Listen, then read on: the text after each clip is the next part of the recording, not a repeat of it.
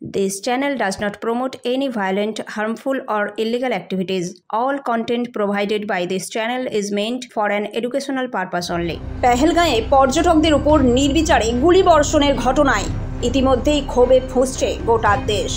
২৬ জন সাধারণ পর্যটকের ওপর যেভাবে নিধনযজ্ঞ চালিয়েছে জঙ্গিরা, তার প্রতিবাদ জারি রয়েছে দেশের প্রতিটি কোনায় কোনায়। তারকারাও পিছিয়ে নেই। এরই মধ্যে বড় অঙ্কের আর্থিক ক্ষতি হবে জেনেও এক বড় সিদ্ধান্ত নিলেন গায়ক অরিজিৎ সিং।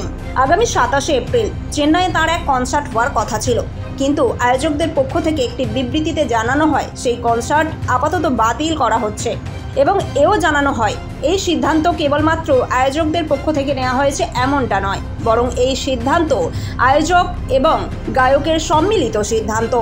যারা টিকিট কেটে ফেলেছেন তাদের সবাইকে টাকা ফেরত দেওয়ার কথাও ঘোষণা করা হয়েছে। আয়োজকদের পক্ষ থেকে বিবৃতিতে এও জানানো হয়, এই মুহূর্তে দেশের যা পরিস্থিতি তাতে কোনো আনন্দ অনুষ্ঠানই বোধহয় কাম্য নয়।